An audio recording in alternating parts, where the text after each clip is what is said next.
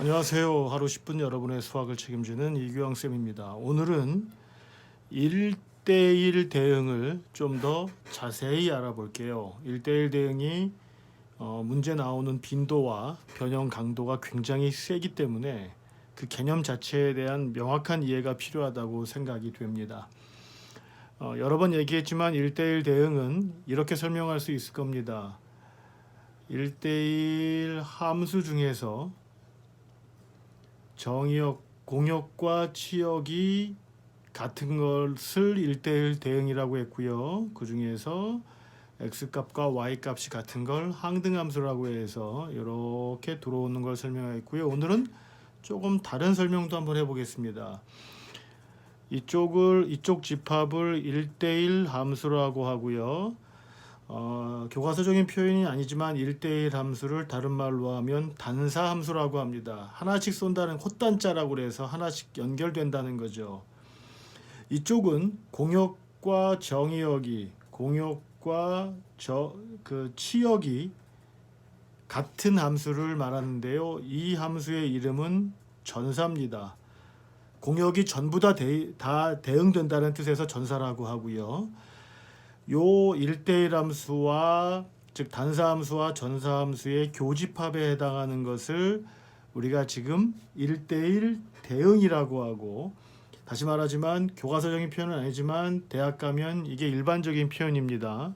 전단사 함수라고 하고, 전사이면서 단사이기 때문에 영어로는 바이젝티브 펑션, 바이라는 게 둘이라는 걸 아시죠? 두 가지 특징을 같이 갖고 있다고 해서 바이젝티브 펑션이라고 합니다. 다시요. 1대1 대응은 1대1 함수 중에서 공역과 치역이 같은, 공역의 모든 원소가 치역인 그런 함수의 교집합을 뜻한다는 걸 다시 한번 이해해 두시고 문제를 한번 들어가 보죠.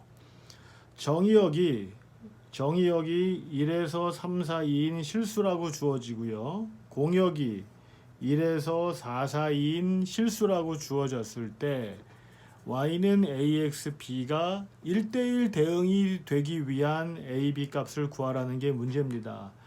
정의역이 1에서 3, 4, 2고요. 공역이 1에서 4, 4이니까 정의역과 공역만 따로 떼놓으면 요런 직사각형이 됩니다. 요 직사각형에 모든 정의역과 모든 공역이 다 대응되려면 그 직선은 대각선을 통과해야 된다는 것을 알 수 있습니다. 이렇게 됐을 때 정의역과 공역이 주어진 조건과 일치하고요. 이쪽도 마찬가지겠죠. 만약에 이렇게 직사각형이 있는데 이런 식으로 함수가 지나가게 되면 이만큼의 공역이 빠집니다. 1대1 함수는 맞는데 요만큼의 공역이 빠지기 때문에 1대1 대응은 되지 않고요.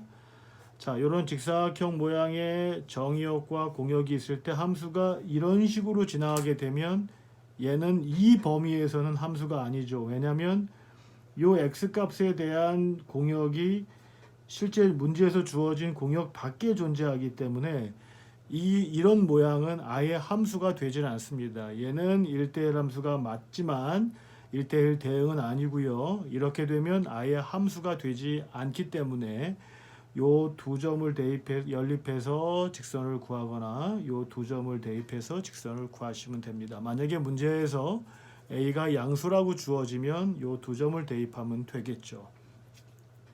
자, 이번에는 정의역과 공역이 이렇게 주어진 경우입니다. 요만큼이 정의역이고요. 이건 xy축 아닙니다. xy축은 다른 곳에 있을 수 있고요.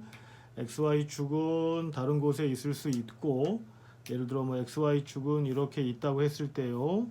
요게 x축, y축이고요. 지금 제가 표시한 것은 정의역이 요걸 알파라고 하면 알파보다 큰 거고요. 요걸 베타라고 하면 공역은 베타보다 큰 상태에서 어떤 함수가 이 범위에서 1대1 대응이 되려면 반드시 이 함수가 이 점을 지나야 된다는 걸 알 수 있습니다. 이렇게 지나든 이렇게 요 점을 지나면서 1대1 함수가 되어야 된다는 거죠.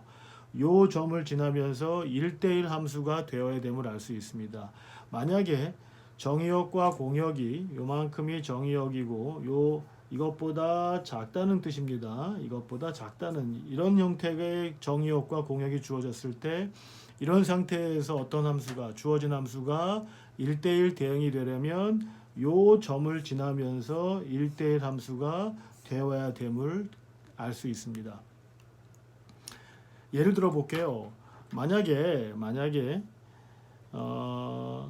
x라는 집합이 x로 대 x는 a보다 크거나 같은데요. x에서 x로의 함수가 있다고 해보죠. 그러면 이 함수는 어떤 함수가 될 거냐면요. x도 a보다 크고요. 물론 a는 음수일 수도 있습니다. y도 a보다 큽니다.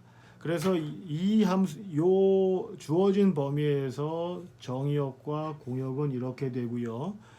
주어진 함수가 어떤 함수인지는 모르겠지만 그 주어진 함수가 이 범위에서 1대1 대응이 되려면 요 점을 a,a를 반드시 지나면서 요렇게 이 범위 내에서는 1대1 함수가 되어야 됨을 알 수 있습니다. 자, 마지막 하나 더 하죠. 자, 어떤 함수가 있는데요. 1을 경계로 나눠져 있어요. 그래서 1보다 클 때는 x 플러스 1이니까 1일 때 1을 지나면서 함수는 이렇게 그려지겠죠.